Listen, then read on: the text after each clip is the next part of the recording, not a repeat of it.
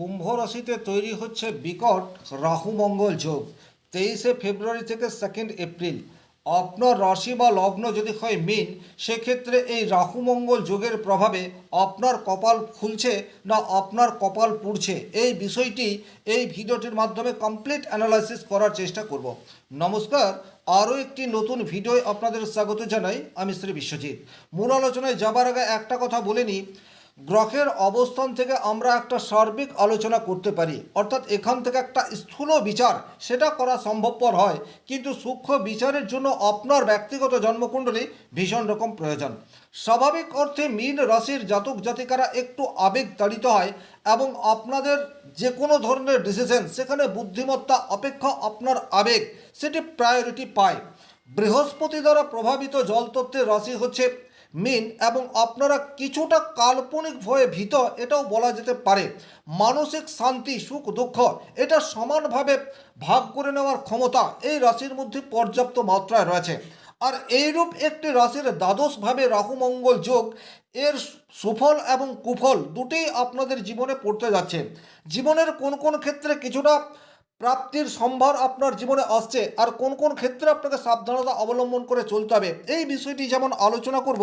একই রকমভাবে যে সমস্ত মীন রাশির জাতক জাতিকা বর্তমানে প্রচুর সমস্যার মধ্যে দিয়ে রয়েছেন, পারিবারিক সমস্যা, আর্থিক সমস্যা, দাম্পত্য সমস্যা, কর্ম নিয়ে সমস্যা, ব্যবসা ক্ষেত্রে সমস্যা, তারা কি করে তাদের সমস্যাকে মিনিমাইজ করতে পারেন, এই বিষয়েও ভিডিওর শেষে সংক্ষিপ্ত আলোচনা করার চেষ্টা করব। সবচেয়ে প্রথমেই মীন রাশি বা মীন লগ্নের জাতক জাতিকারা যে ক্ষেত্রে পজিটিভ রেজাল্ট আশা করতে পারেন, সেই জায়গাটি হচ্ছে আপনার আধ্যাত্মিক চেতনা বৃদ্ধি। এটি কিন্তু এই যোগের ফলে তৈরি হতে পারে এবং আপনার অন্তর্দৃষ্টি এটাও কিন্তু বর্তমানে প্রস্ফুটিত হওয়ার যোগ সেটি বলা যায়। অন্তর্দৃষ্টি বলতে আপনার আগামী দিনে কি ঘটতে যাচ্ছে সেটার পূর্বাভাস, সেটা কিন্তু এই যোগের ফলে আপনি আগে থেকেই বুঝতে পারবেন। এবং এই সময়সীমার মধ্যে কোনো আধ্যাত্মিক ট্যুরে যাওয়ার প্রবণতা বা কোনো তীর্থ ভ্রমণের সম্ভাবনা সেটিও কিন্তু তৈরি হয়ে রয়েছে। 2 নম্বর যে জায়গায় আপনার পজিটিভ রেজাল্ট পাওয়ার জায়গা তৈরি হয়ে রয়েছে, সেটা হচ্ছে হিলিং, সাইকোলজি, গবেষণা, মেডিটেশন, এই সমস্ত কাজের সাথে যে সমস্ত মীন রাশির জাতক জাতিকা যুক্ত, তারা কিন্তু এই রাহু মঙ্গল যোগের ফলে পজিটিভ রেজাল্ট আশা করতে পারেন। বর্তমানে আপনাদের হিলিং পাওয়ার সেটি কিন্তু ইনক্রিজ হতে যাচ্ছে। মানুষের মন বোঝার ক্ষমতা সেটি কিন্তু বর্তমান সময়ে ইনক্রিজ হবে। স্বাভাবিক অর্থেই আপনারা আবেগ তাড়িত, আপনাদের মধ্যে মমত্ব বোধ এই বিষয়টি প্রবলভাবে রয়েছে, আর এই গুণটি বর্তমান সময়ে আপনাদের আরও অনেক বেশি ইনক্রিজ হতে যাচ্ছে। 3 নম্বর যে জায়গায় আপনারা কিছুটা পজিটিভ রেজাল্ট আশা করতে পারেন, সেটা হচ্ছে বিদেশ ওরিয়েন্টেড বা জন্মস্থান থেকে কর্মস্থান যাদের অনেক অনেক দূরে রয়েছে, তারা এই যোগের ফলে কিন্তু কিছুটা পজিটিভ রেজাল্ট আশা করতে পারেন। যে সমস্ত মানুষজন হাসপাতাল বা পর্দার আড়ালে থেকে যে কোনো ধরনের কাজ করেন, তারা কিন্তু বর্তমান সময়ে কিছুটা পজিটিভ রেজাল্ট আশা করতে পারেন। যে কোনো ধরনের মানসিক সেবামূলক কাজ, আশ্রম, এই সমস্ত সংস্থায় যারা রয়েছেন, যাদের অ্যাকচুয়ালি উদ্দেশ্যই হচ্ছে অনলি ফর সেবা, তারা কিন্তু বর্তমান সময়ে পজিটিভ রেজাল্ট এটি আশা করতে পারেন। 4 নম্বর যে জায়গায় আপনাদের পজিটিভ রেজাল্ট আশা করা যায়, সেটি হচ্ছে যারা শুধুমাত্র প্ল্যানিং করেন, অর্থাৎ কায়িক পরিশ্রম নয় মেন্টাল পরিশ্রম করেন, তারা কিন্তু এই যে রাহু মঙ্গল যোগ দ্বাদশভাবে রয়েছে পজিটিভ রেজাল্ট পাবেন। কারণ মঙ্গল হচ্ছে আপনাদের জন্য দ্বিতীয়পতি গ্রহ, আপনার দ্বাদশভাবে রয়েছে। দ্বিতীয় স্থান থেকে আমাদের মানসিক মনোসংযোগ এই বিষয়টি দেখি। যদিও এখানে রাহু রয়েছে, আপনার মনের মধ্যে নানাবিধ জটিলতা আনার চেষ্টা করবে, কিন্তু তারপরেও যারা পরিকল্পনা করেন তাদের পরিকল্পনার মধ্যে নতুনত্ব, টেকনোলজির ব্যবহার এটি কিন্তু অধিকতর হতে যাচ্ছে। কারণ রাহু হচ্ছে মডার্ন টেকনোলজির কারক গ্রহ। আর মীন রাশির জাতক জাতিকারা কিন্তু কায়িক পরিশ্রম অপেক্ষা মানসিক পরিশ্রম এটি বেশি স্বাভাবিকভাবে করতে পারে।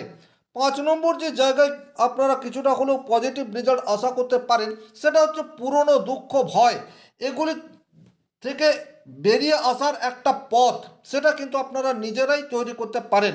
স্বাভাবিক অর্থে আপনারা একটু চাপা প্রকৃতির হয়ে থাকেন, নিজের দুঃখ মনের মধ্যে রেখে মুখের কোণে হাসি সেটা আপনারা আনার চেষ্টা করেন, কিন্তু বর্তমান সময়ে পুরনো কোনো ভয় দ্বিধা দ্বন্দ্ব সেটি থেকে বেরিয়ে আসার পথ আপনাদের সামনে উন্মোচিত হতেই পারে। 6 নম্বর যে জায়গায় মীন রাশির জাতক জাতিকারা কিছুটা পজিটিভ রেজাল্ট আশা করতে পারেন সেটা হচ্ছে অন্তরাত্মার ডাক, সেটি কিন্তু বর্তমানে আপনারা শুনতে পাবেন। অর্থাৎ একান্ত মনে আপনি কি চাইছেন সেটা কিন্তু আপনি বুঝতে পারবেন।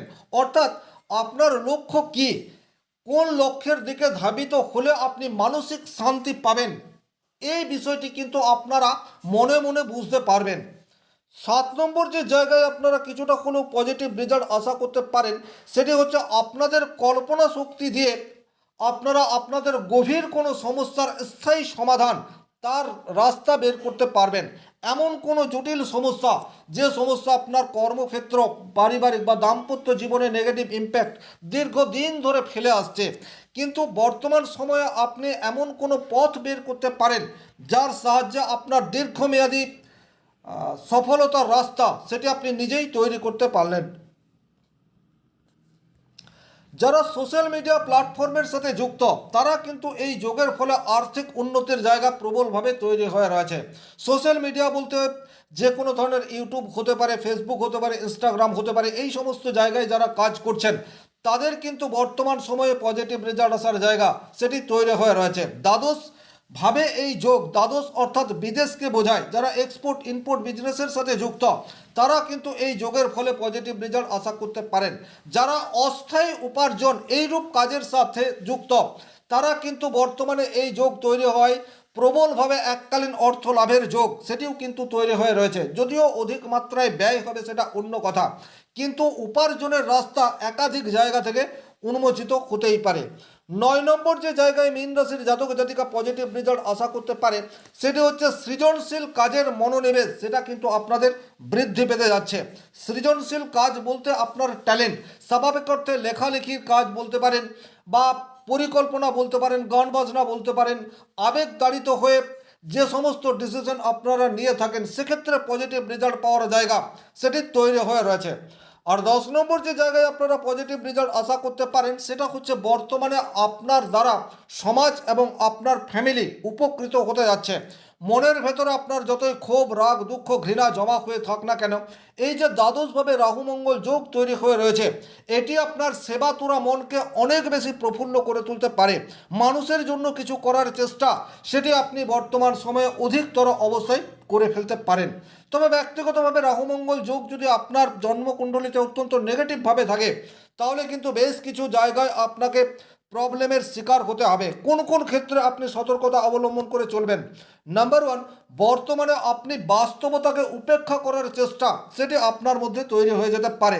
পরিস্থিতি আপনার কাছে অত্যন্ত গভীর হয়ে রয়েছে, সমস্যা এতটাই গভীর আপনি কোনো দিক নির্দেশ খুঁজে পাচ্ছেন না, সেই সমস্যাকে অ্যাভয়েড করার চেষ্টা সেটি বর্তমানে দেখা যেতে পারে।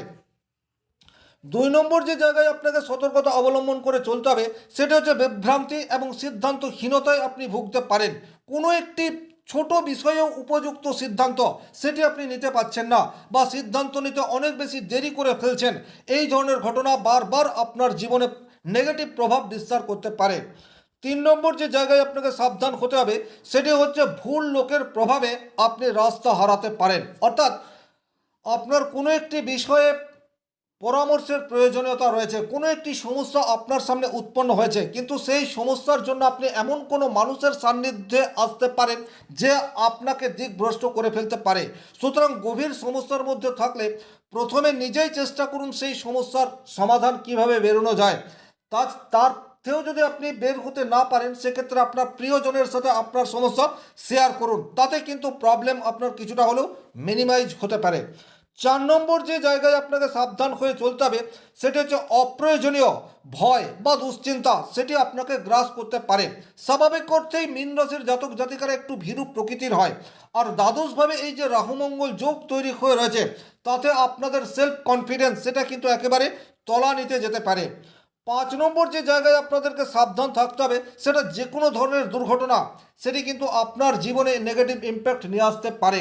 হঠাৎ করে শারীরিক অসুস্থতা বা শরীরে এমন কোনো প্রবলেম তৈরি হয়ে গেল যে প্রবলেমের জন্য সার্জারির প্রয়োজন, এই ধরনের কোনো রোগ আপনার শরীরে বাসা বাঁধতে পারে, অথবা কার বা বাইক দুর্ঘটনা, এই প্রবাবিলিটিও আপনার বর্তমান সময়ে দেখতে পাওয়া যায়। সুতরাং যতটা সম্ভব ট্যুর অ্যান্ড ট্রাভেলসকে অ্যাভয়েড করার চেষ্টা সেটি আপনাদেরকে বর্তমান সময়ে করতে হবে। 6 নম্বর, অপ্রয়োজনীয় প্রচুর অর্থে খরচ সেটি কিন্তু এই যোগের ফলে হতেই পারে। আপনার উপার্জন যাই হোক না কেন, কিন্তু খরচকে আপনি কিছুতেই লাগাম টানতে পারবেন না। অতিরিক্ত লোন, ঋণ বা নতুন করে ঋণের কবলে জড়িয়ে যাওয়ার সম্ভাবনা সেটি কিন্তু এই সময়সীমার মধ্যে রয়েছে। এখানে একটা কথা বলবো, আপনার শখ চরিতার্থ করার জন্য ঋণের বোঝা এটি বাড়াবেন না। আপনার সম্মুখে এমন কোনো পরিস্থিতি তৈরি হয়ে যেতেই পারে যেখানে আপনাকে লোন বা ঋণ নেওয়া ছাড়া কোনো উপায় নেই, কিন্তু একটু ভেবে দেখুন, যদি বিকল্প পথ তৈরি হয় সেক্ষেত্রে বর্তমান সময়ে ঋণ করা থেকে বিরত থাকুন, কারণ এখন যে ঋণের কবলে আপনারা পড়বেন সেটা পরিশোধ করার জন্য আপনাদেরকে প্রচুর পরিশ্রম করতে হবে।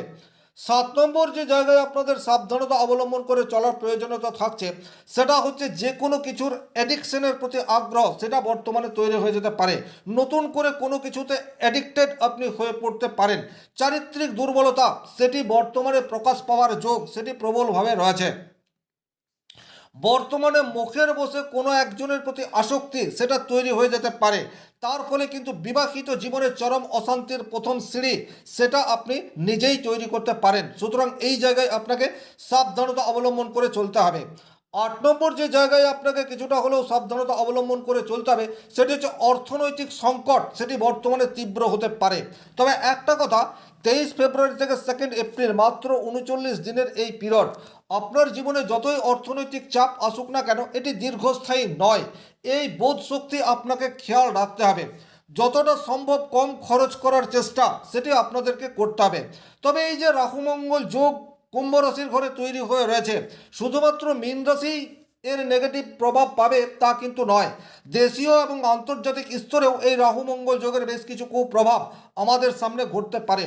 প্লেন ক্র্যাশ হতে পারে, ট্রেন ক্র্যাশ হতে পারে, অথবা যে কোনো ধরনের বড় রেল দুর্ঘটনা, অগ্নিকাণ্ড এই ধরনের ঘটনা ঘটতে পারে।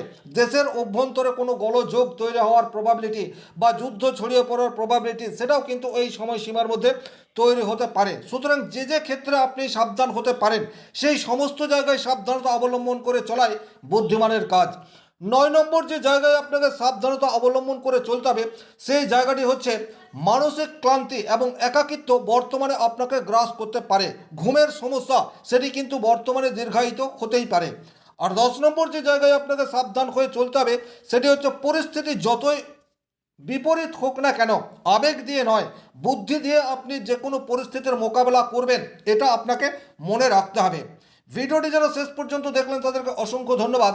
ব্যক্তিগতভাবে আপনারা যদি বর্তমানে প্রচুর সমস্যার মধ্যে রয়েছেন সেক্ষেত্রে একটা কাজ করতে পারেন, শ্বেত চন্দন এবং হলুদ এটা মিশ্রিত করে তার ফোঁটা আপনি কপালে লাগাতে পারেন এবং যে কোনো শুভ কাজে বের হতে পারেন। লাল এবং কালো পোশাকের ব্যবহার সেটা আপনারা যতদূর সম্ভব কম করতে পারেন। নিয়মিত হনুমান চালিসা পাঠ আপনাদের জন্য পজিটিভ রেজাল্ট নিয়ে আসতে পারে। আর যে কোনো সিদ্ধান্ত নেওয়ার আগে একটু চিন্তা ভাবনা করার প্রয়োজনীয়তা থাকছে। এগুলি যদি আপনি ফলো করে চলেন সেক্ষেত্রে পরিস্থিতি যতই প্রতিকূল হোক না কেন এই পরিস্থিতির থেকে আপনি ঠিক বেরিয়ে আসতে পারবেন। এই আশা রেখে আজকের ভিডিও এখানেই শেষ করব। শনি মহারাজের কৃপায় আপনাদের প্রত্যেকের মনস্কামনা পূর্ণ হোক এই আশা রেখে আজকের ভিডিও শেষ করছি। ভালো থাকুন, সুস্থ থাকুন, ধন্যবাদ।